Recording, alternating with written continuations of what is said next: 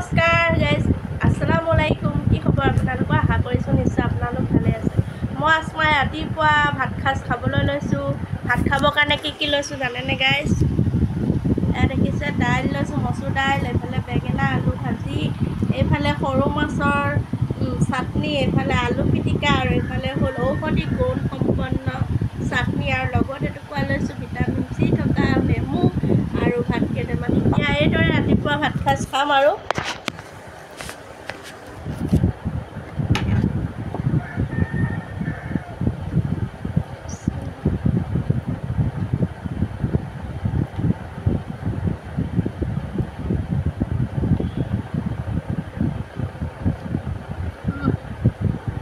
বহুত ধুনীয়া লাগিছে দেই।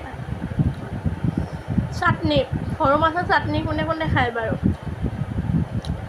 নহৰু, জলকীয়া, পিঁয়াজ দি পূৰা একদম লগত খৰিচা দি দিছোঁ, খাবলৈ বহুত ধুনীয়া।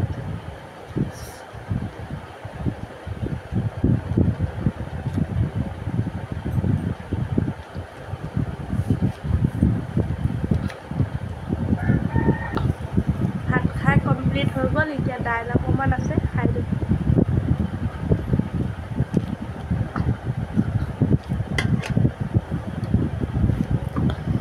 মই এই ভাত খোৱা চেলেঞ্জটো কেনেকুৱা হ'ল আপোনালোকে কমেণ্ট কৰিবলৈ নাপাহৰিব। সুস্থ থাকক, ভালে থাকক। আজিলৈ আৰু বাই বাই।